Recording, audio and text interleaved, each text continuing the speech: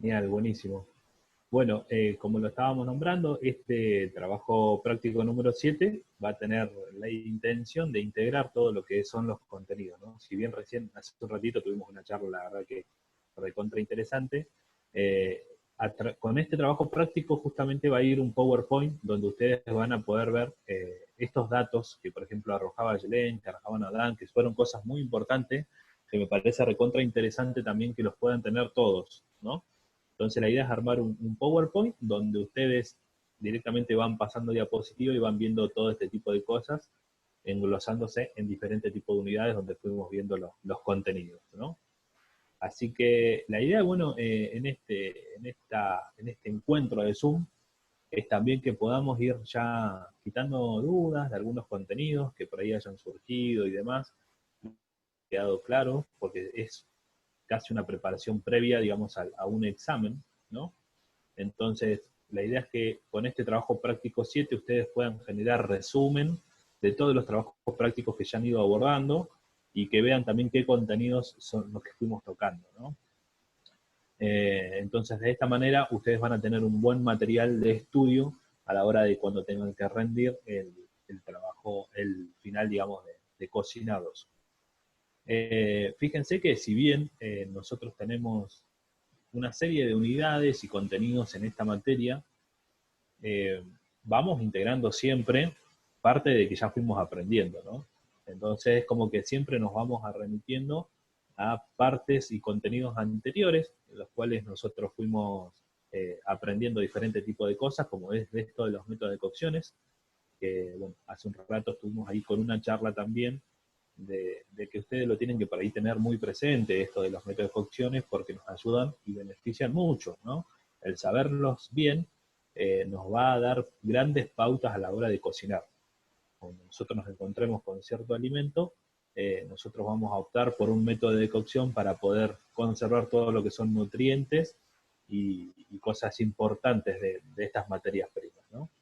Entonces la idea por ahí también es hoy, que de manera organizada, justamente como lo está nombrando Lucas ahora, vayan escribiendo en el chat las dudas que vayan teniendo. Yo voy a ir haciendo un repaso general, digamos, de todo lo que fuimos viendo nosotros en lo que son los contenidos, que tiene que ver justamente con este trabajo práctico.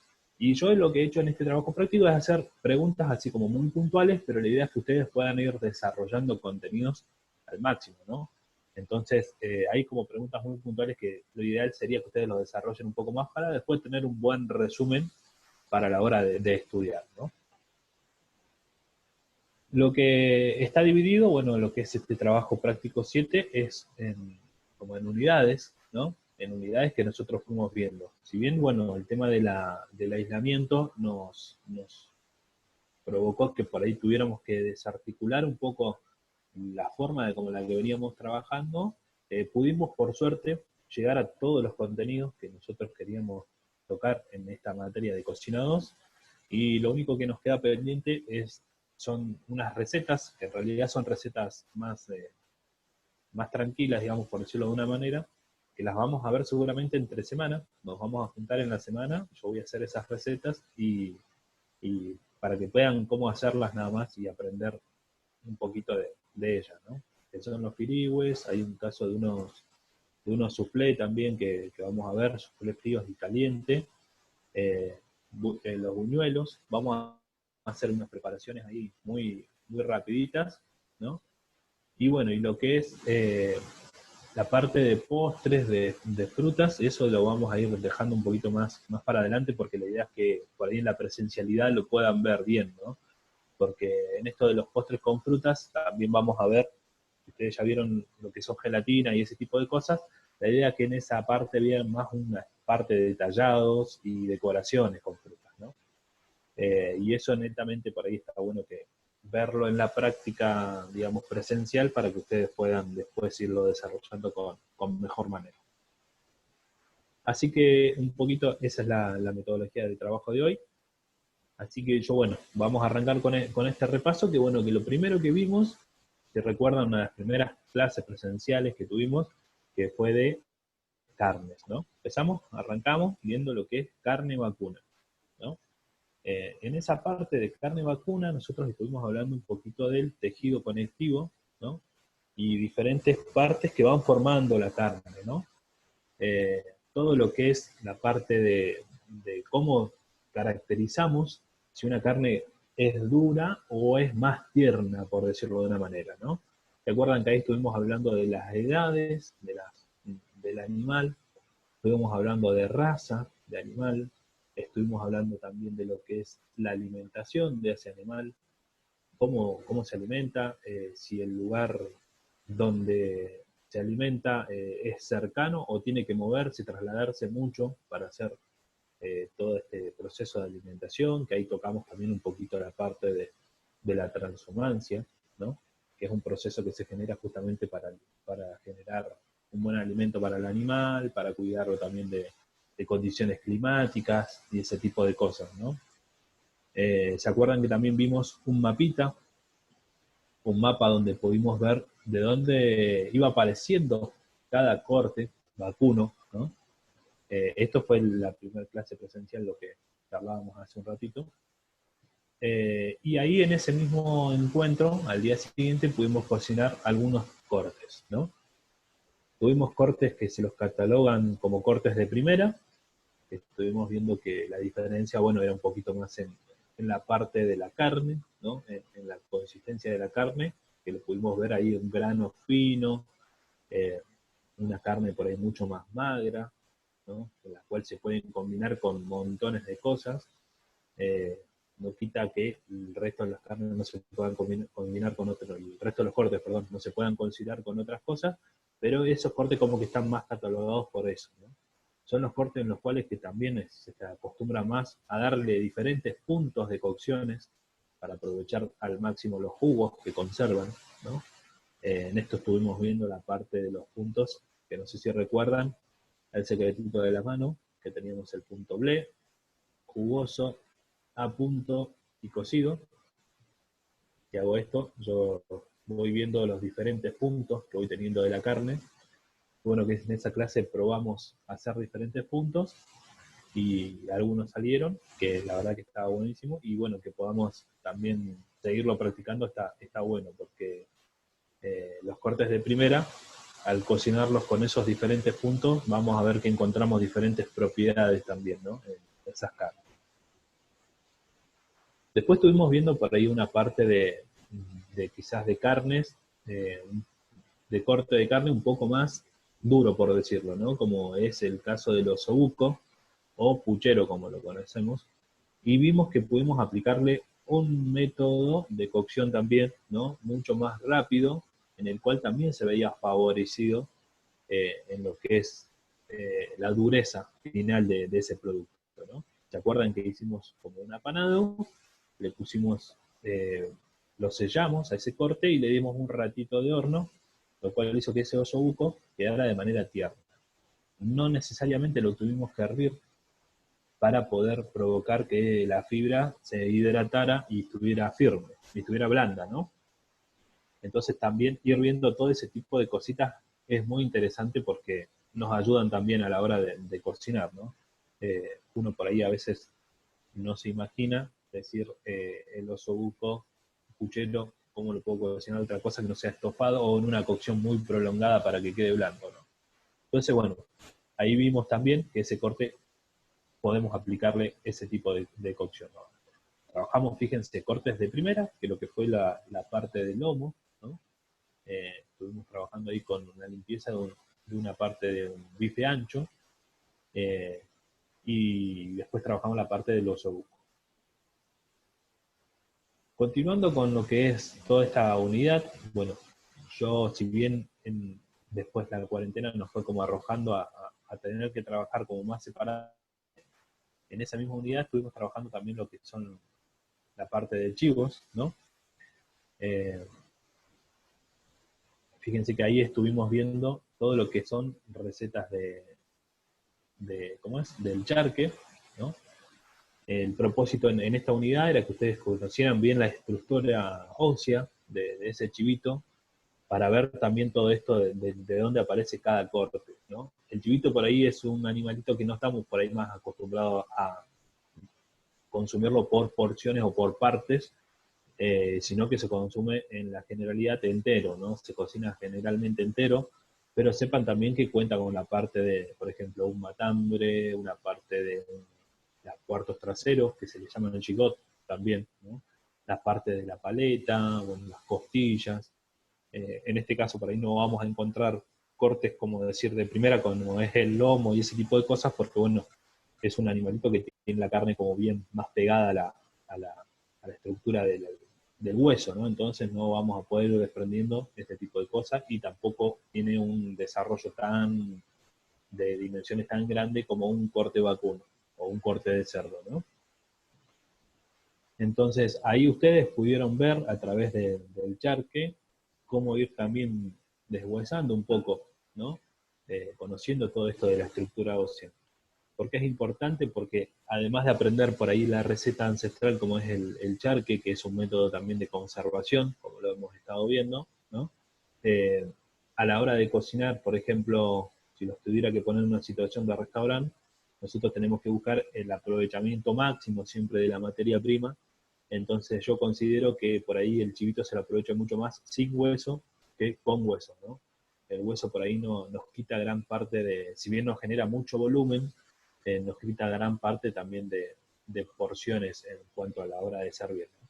Entonces está bueno por ahí que lo puedan deshuesar y quizás generar otro plato, como ha pasado en el caso de las pastas que han generado, por ejemplo, ¿no? Que quizás con una patita de chivo han hecho rendir mucho más esa materia prima, y ponerlos en esta situación justamente de decir, bueno, el chivito no es solamente al asador, sino que podemos hacer montones de cosas. Ustedes lo han empezado a ver, han visto que es una carne que es recontra combinable, además de ser también muy saludable, ¿no?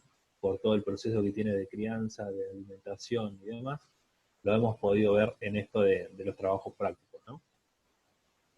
Justamente ahí entro a la parte de lo que es la denominación de origen, ¿no?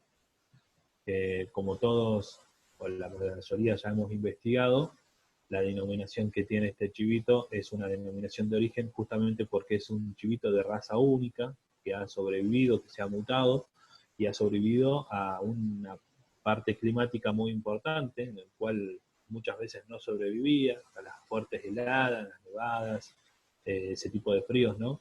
Y ha sido un chivito que ha sido resistente a eso, lo cual generó como una raza única. Eh, por eso también se lo considera con esta denominación, que es una denominación de origen mundial, ¿no? Entonces es muy importante que sepan también que por qué tiene esta denominación, ¿no?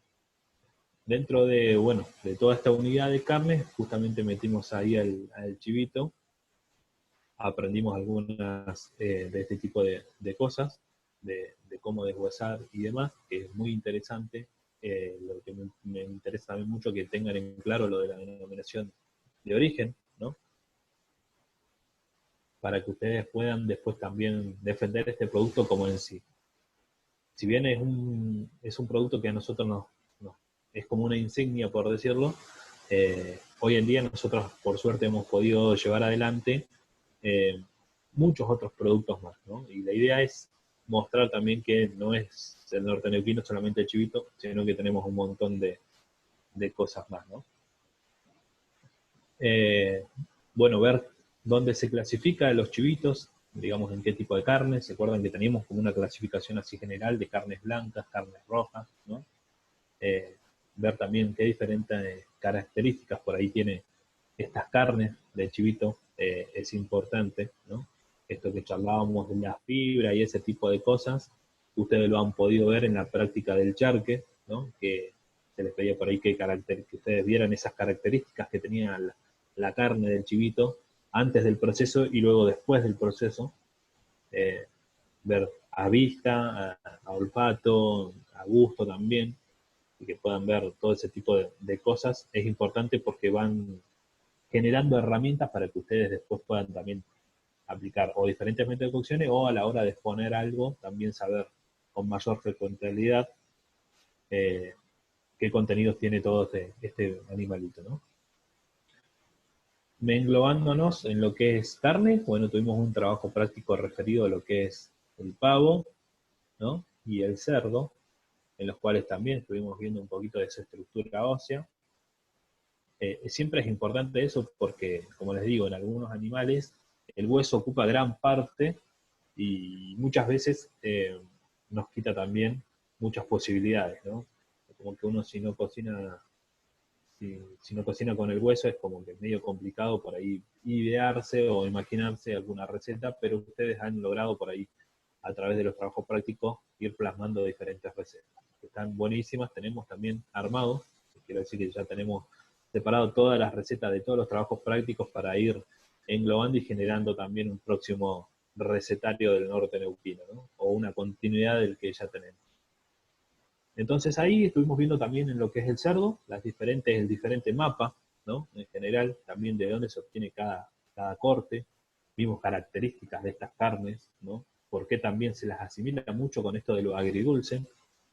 Recuerdan que teníamos una carne muy, muy ácida, ¿no? Con gran contenido ácido, entonces lo que se busca con alguna salsa dulce o esa combinación agridulce es equilibrar un poco esos niveles de acidez, ¿no? Entonces eso también está muy importante que lo sepan, porque muchas veces uno dice por qué se lo relaciona siempre con lo agridulce. Bueno, saben que es netamente por el contenido ácido que tiene esa carne, ¿no?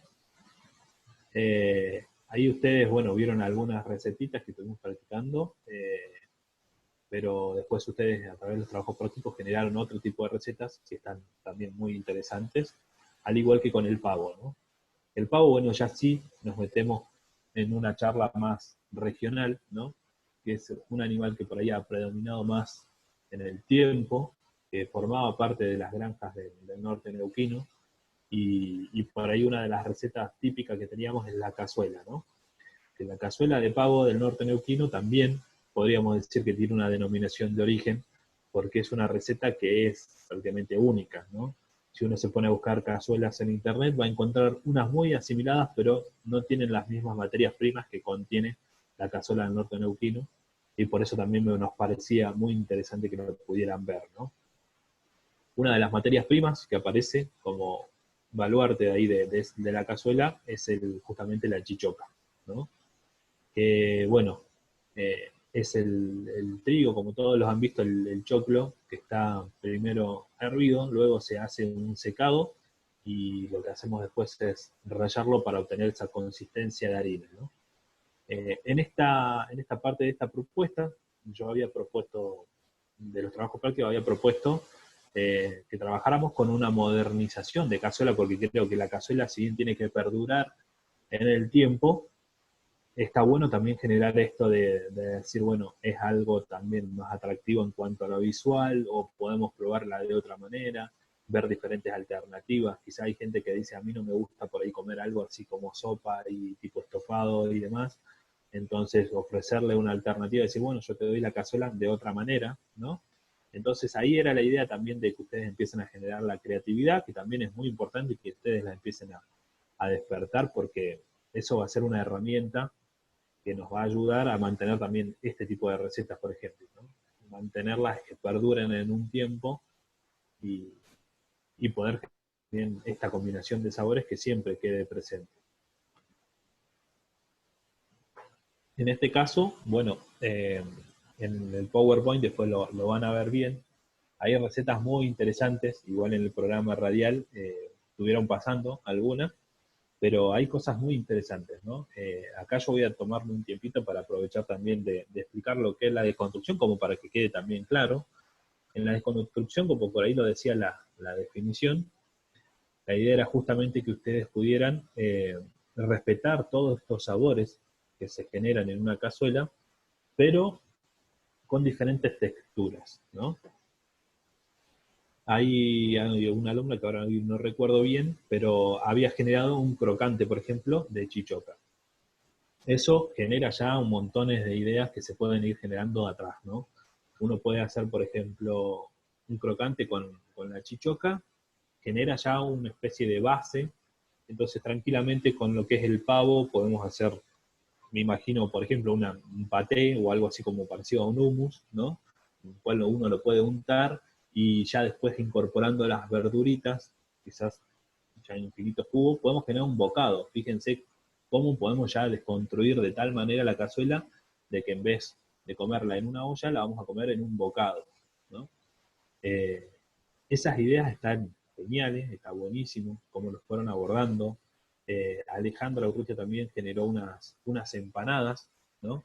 Que lo que hizo fue hacer unas masa, ¿no? Con la chichoca, la masa de la empanada, la imitó, la representó con la chichoca, y el relleno era prácticamente todo lo que tenía la cazuela, ¿no? Entonces, también ahí vamos generando diferentes texturas, fíjense, ¿no? Y respetando siempre el sabor tradicional, ¿no? Siempre se busca igual que estén presentes todas las materias primas, ¿no? Eso es importante que lo sepan, porque si no, no vamos a poder generar la misma combinación de sabores. Entonces la desconstrucción nos ponía en esta situación, ¿no? Por ahí algunos lo entendieron de manera bien, otros no, entonces por eso por ahí me hago un paréntesis y aprovecho este momento para explicarlo. Recuerden que si van surgiendo dudas, si algo no queda claro, no quedó claro, me van a través del chat escribiendo y lo vamos viendo. Yo hoy tengo la posibilidad de estar viendo también la pantalla, así que tranquilamente nos detenemos y vamos resolviendo todo eso. Siguiendo, bueno, toda esta planificación que nosotros obteníamos, eh, ahí ya prácticamente tocamos carne. Fíjense que por ahí nos salteamos porque nosotros tuvimos previamente la clase de pastas, ¿no? Pastas y fondo. Entonces, la idea era que justamente primero vieran todo lo que eran las carnes en general, ¿no? Y ahí me freno un ratito porque justo Luciano hace la consulta de si no se puede agregar un nuevo ingrediente, ¿no? Imagino que en la desconstrucción, la idea que en una desconstrucción no incorporás nuevos ingredientes, sino que lo que usás es la misma materia prima y, como te decía, le cambiás la estructura a esa materia prima, ¿no? La forma, ¿no? Pero la idea es que no le agregues ni le quites, porque vos tenés que respetar todo el sabor de esa cazuela, ¿no? Entonces es importante, por ahí estaba buena la pregunta para aclarar. Si nosotros hacemos, como les decía hace un ratito, el cronograma de todo lo que es cómo nos fuimos desarrollando en esta planificación, nosotros previamente vimos la parte de pastas y salsas y fondos. Bueno, porque los fondos nos llevaban justamente a esta parte de, por ejemplo, las cazuelas y lo que es cocciones después del arroz. Entonces, como que fuimos haciendo un cronograma de qué nos iba a ir haciendo una escalera atrás de la otra.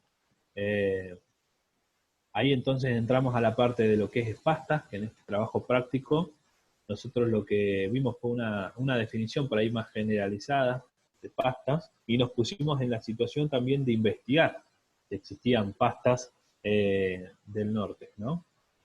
Entonces, bueno, ahí ustedes se encontraron en la situación de analizar a qué se le llamaba pasta, qué íbamos a encontrar como pasta, ¿no? Aparecieron estas recetas eh, que hace un rato nombraban también, los sopones, pantruca y ese tipo de cosas, ¿no? Que eran catalogadas como pasta porque justamente como la harina llegó mucho, mucho más tarde, se generaban una especie de pastas a través de otras materias primas quizás, ¿no? Pero que engloban en esta definición de lo que es pasta.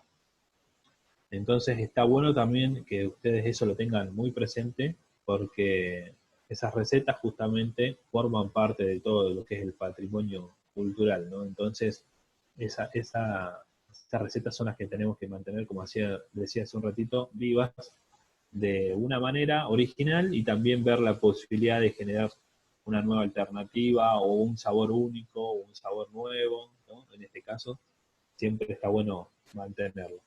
Después, como grandes rasgos, estuvimos viendo ya después lo que es pasta en general, ¿no? Que vimos cómo elaborar pastas, cosas esenciales para hacer una pasta, que ahí teníamos la parte de la hidratación, que siempre decíamos que la pasta se hidrata con un cierto porcentaje, ¿no? Que hay diferencia en cómo se llama a una pasta, eh, si la hidrato con huevo netamente, o la hidrato con agua y huevo, o la hidrato con otra materia prima, ¿no? Que justamente, bueno, ahí es donde se genera la categorización de pasta, por ejemplo, al huevo, que está netamente hidratada con huevo. Siempre que escuchamos ese nombre es por esas razones. Y después, bueno, tenemos los otros tipos de pasta también, que son, por ejemplo, las pastas rellenas, ¿no? Y ahí en ese caso también vimos cómo poder elaborar una pasta rellena, cómo armarla bien, eh, cómo pensar en esto de la hidratación para que la pasta funcione bien, que sepan que, bueno, que cuando la pasta la hidratamos netamente con huevo, por lo general va a generar una pasta mucho más quebradiza, lo cual por ahí se nos va a complicar un poco a la hora de rellenarlo. Entonces, por ahí siempre es importante que tengan en cuenta de que ese tipo de pasta está muy bueno poder hidratarlo con un poco de agua para que genere esa elasticidad que nos permite que la pasta sea más fácil de estirar, de rellenar y ese tipo de cosas, ¿no? Dentro de, bueno, de lo que es esas pastas, vimos todo eso, pastas regionales, ¿no? Hidratación de las mismas, y como en simultáneo también vimos un poquito de salsas, ¿no? Esto de que existen algunas salsas como catalogadas salsas madres, ¿no? De las cuales van derivando diferentes tipos de salsas. Ahí nos metimos también un poquito en lo que es emulsiones, estuvimos viendo ahí algunas salsas que no necesariamente son las salsas calientes, ¿no? Que son este tipo de emulsiones que, bueno, podemos generarla a través de diferentes materias primas con diferentes utensilios de cocina, ¿no? Recuerden que ahí estuve trabajando yo con una mini pimer, que hoy en día es un elemento que genera muchas diferentes alternativas, entonces también estuvimos charlando un poquito de ese artefacto. Y bueno, y estuvimos viendo por ahí más salsas madres, que recuerdan que en el apunte tenemos bien clasificado cómo van derivando las diferentes salsas de esas madres, ¿no? Como esenciales teníamos por ahí la fileto, la salsa blanca o bechamel, ¿no? Que de ellas van derivando varias, la salsa Mornay, ¿no? Y ahí vamos generando después diferentes tipos de salsas. En esto nos pusimos también en la situación de averiguar justamente de si existían salsas con origen regional. Y nos pusimos en esta situación de ver también estas diferentes salsas, e investigar, y aparecieron un par que estaban muy buenas también. Y continuado a lo que es salsa, vimos la parte de fondos, ¿no? Que ya nos vamos metiendo en la parte, digamos, de lo que son los trabajos prácticos últimos que hemos tenido. Que en los fondos, bueno, si bien nosotros hoy vimos todo lo que es una preparación más generalizada, es un poco como lo que charlábamos el otro día con lo que es las masas madres, ¿no? Las masas madres, por ejemplo, antes se hacían de una forma y hoy en día se hacen de otra forma, pero bueno, por una cuestión de que van viendo qué cosas van actuando y funcionando mejor para conservar todo lo que es un sabor, conservar lo que es mayor alimento para esa levadura casera que se genera, ¿no? Entonces los fondos es parecido. Nosotros vimos una forma más moderna de cómo hacer fondos, pero antes siempre se hacían fondos, ¿no? Es como que uno preparaba siempre en la mañana, bien temprano, como una especie de caldito para predisponernos a hacer, por ejemplo, una cazuela o algún tipo de preparación de algún sopón, ¿no? Que tienen como un fondo característico. Entonces también la idea es que ustedes puedan ir reconociendo eso como una técnica de cocción, ¿no?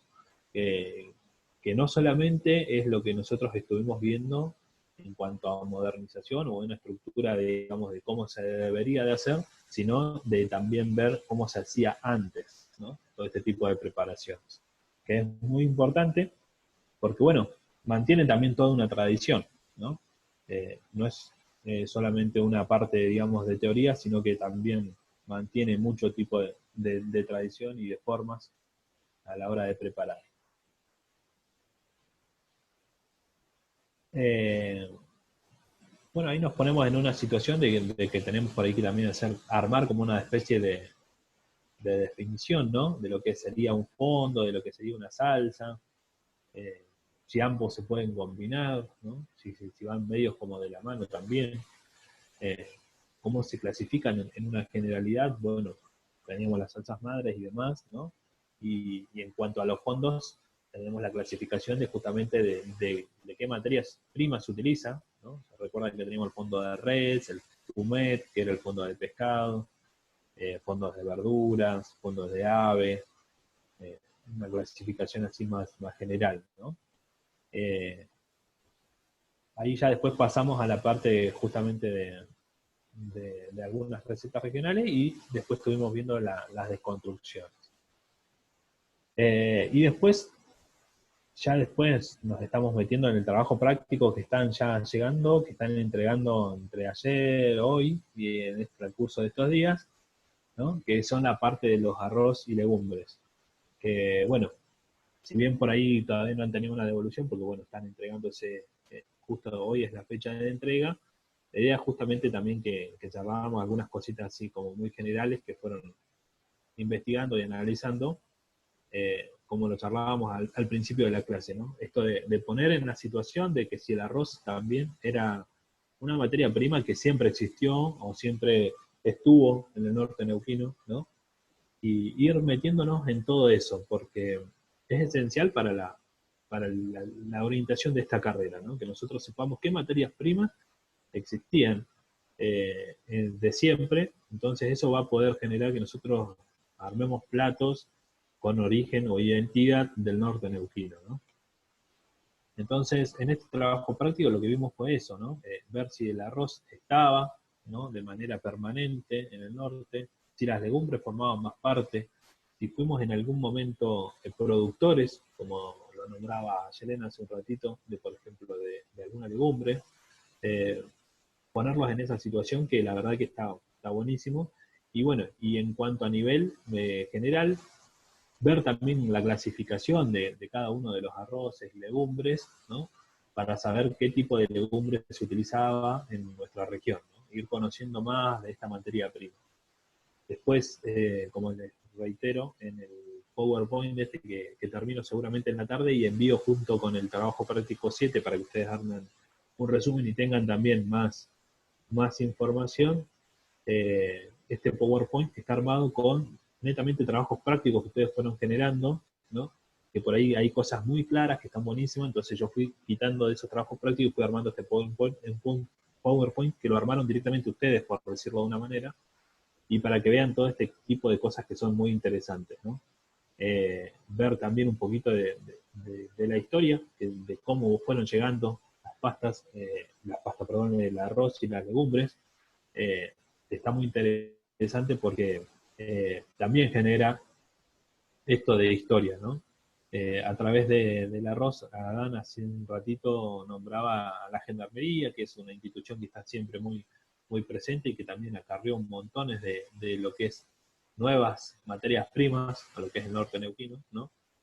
Esto de que haya gente por ahí que va rotando siempre en esta institución, ¿no? Hace que los alimentos vayan variando también, ¿no?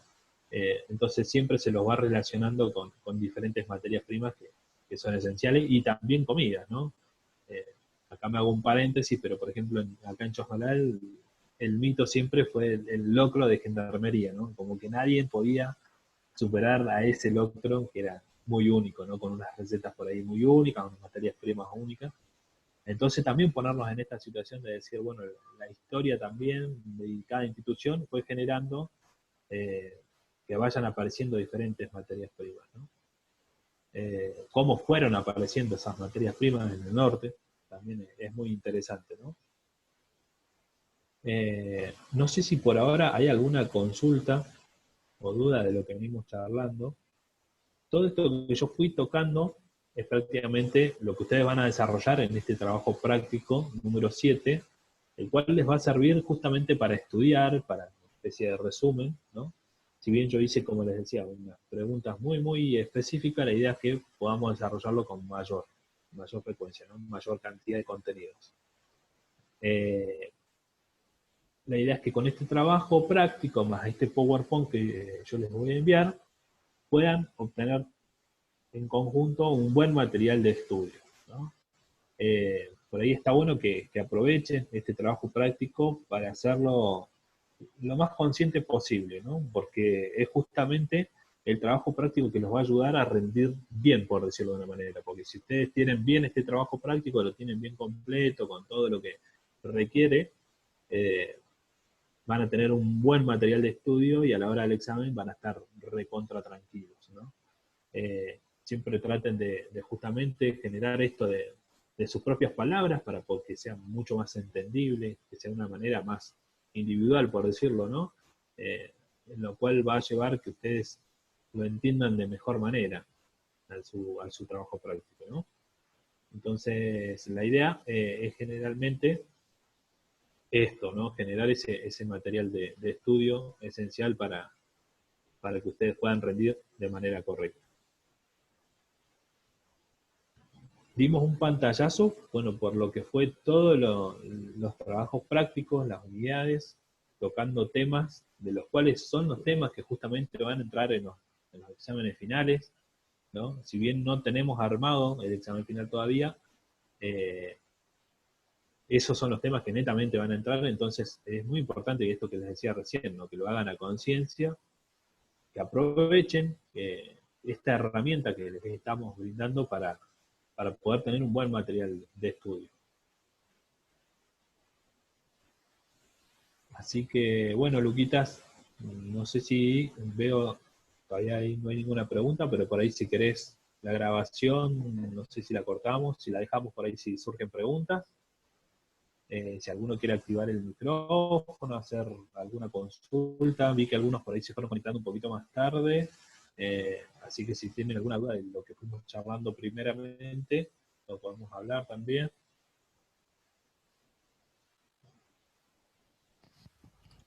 Hola Nahue, ¿cómo estás? Muy buen día a todos. Ahí ya les permití activar los micrófonos, así que si alguno tiene alguna pregunta para el profe, y la incluimos en la grabación, porque tal vez algún otro estudiante tenga la misma pregunta.